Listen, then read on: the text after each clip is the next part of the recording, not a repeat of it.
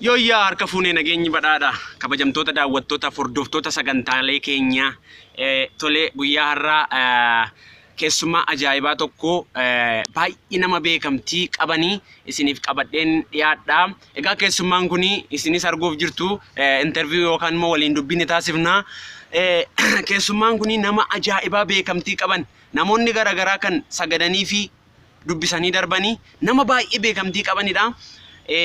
Nuyyuu argachuudhaa fi bilbila gara dhibbaa olii bilbilleerra. Egaa rabbi nama milkeessa milkoofneerra arganneerra. Baay'ee namatti tola. Wanta nasitti dagadhee darbuun barbaanne baay'eedhuma siyyaanna dhuguma. Hordoftoota keenya asumaan ergaan dabarfadhu. YouTube keenya kana share, like, subscribe godha. Wal malee homaa hin qabnu jechuudha. Kanarraa kan hafan komedii garaagaraa, bohaartiiwwan garaagaraa, wantoota garaagaraa saba keenya bashannansiisan baay'ee qabannee dhufaa jirra. Isa kanatti baay'een gammanna hundumti keenya. Kanaafuu keessummaa ajaa'ibaa kana waliin isin barsiisa waan ta'eef agasittiyyuu turtii gaarii akka isiniif ta'uun isiniif hawwa.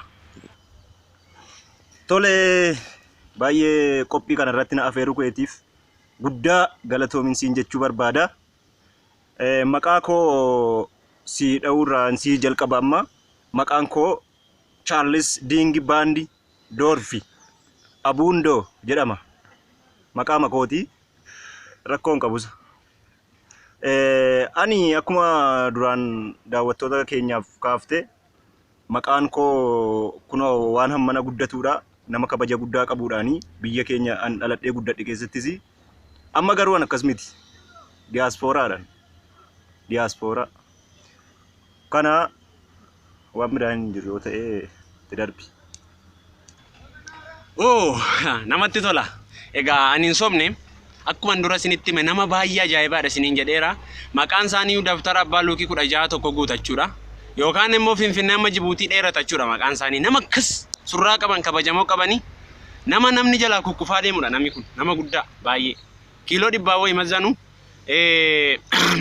Egaa waa malee isinitti himnanii maqaa ajaa'ibaa kana qabu kanarratti diaaspooraadha.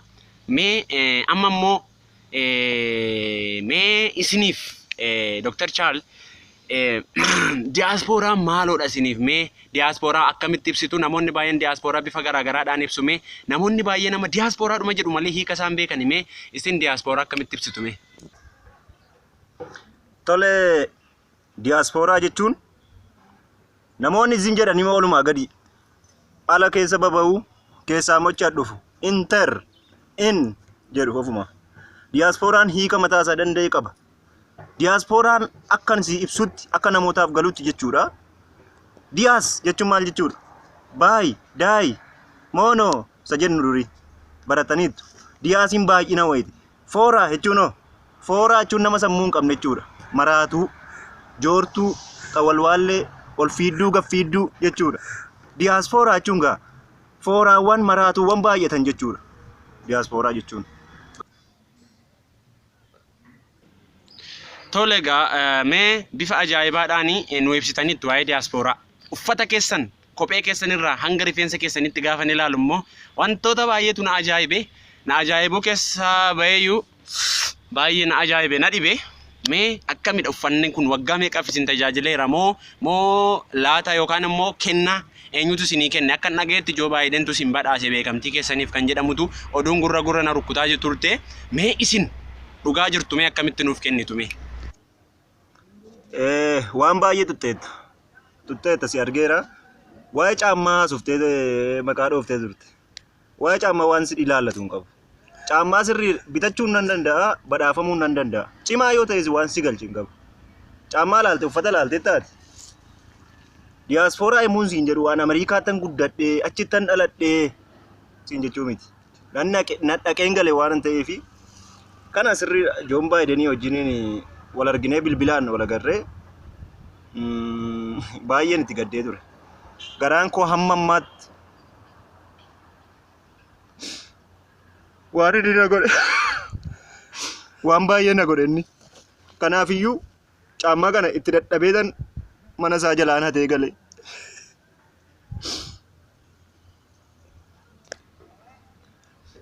Kan biraas waan baay'een qaban uffannaallee gosa garaagaraan fidee dhufe. Matassarii Gilaas jedhama biyya sanatti. Isallee qaban ture. Manatti anniisee dhufe amma lafan ciisutti tan buuse wayinitti fakkaata. Jira manni mana sa'aatii wantoota garaagaraa waan baay'een qabaman. Tole akkasitti nuuf ibsitaniitu waa'ee qabeenyaa uffata keessanii baay'ee namatti tola. Woo akkami haadha manaa ijoollee immoo qabdu akkami gaa'ela dhaabdaniittu nama guddaa ammas beekamaa taatanii. Eeyyee ijoollee nan qaba. Ijoollee baay'een qaba.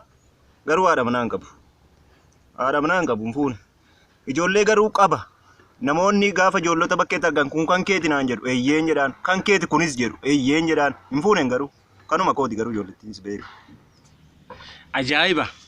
Maali nama akkamitti addunyaa kanarratti akka uumamu naaf naan galu baay'ee nama ciccimaa akkasii nama haadha warraa malee ijoollee qabu jechuudha baay'ee biyya alaatti kana maal jedhu taasisaniin hin gaafadha dhumarratti jecha baay'ee cimaa natti dubbatanii baay'ee keessa koo fayyisanii darbanii mee isin amma immoo kana nuuf ibsitaniittu mee biyya kana erga dhuftanii haalli garaagaraa isinii ta'eera nyaanni qilleensi garaagaraa isinitti toleera biyyuma kana turtu moo achi deebuu barbaaddu akkami nyaanni immoo isinitti toleera sirriitti.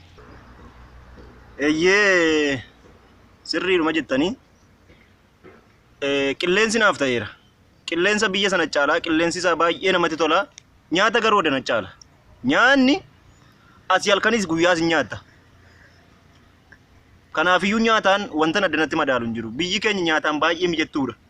Halkan guyyaa namni si hin beekne namni si beeku karaattis dhufee nan si nyaachisee masoo darbaa harkatti si baatanii deemu waan ta'eef karaa nyaataa rakkoo hin qabu ammaatti qilleensi naa ta'eera waan jedhu garuu dhaquun koon oolu.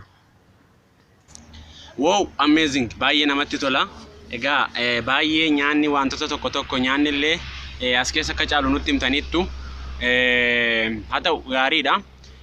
Waan qilleensi waan garas caaluu fi garasitti hin deemnaa jettaniittu egaa deemuu keessaniin dura saba harka afee akka baala buqqee harka afee isin eeggatu kana saba waan nyaatu baay'ee hin qabne kana saba guyyaatti namni nyaatu iddoon baay'ee tokko jiru keessatti mee ummata kan akkamitti akka deeggartanii maaliif dhageenya irra kaapitaala keessan doolaaraa paawundiif yuuroodhaan akka lakkaawwattan ni beekna. Haadha warraa keessa waliin sorry dhiifama haadha warraa hin qabnottanii ijoollee keessa waliin akkamitti mari'attanii ijoollee uummata kana deeggaruuf amma. Kaapitaala guddaa nan qaba. Kaapitaala hin qabu kana doolaaras ta'u maalis ta'u isa waan si ilaallatu hin qabu. Garuu fuudheen deebi'uun achitti kaapitaalicha.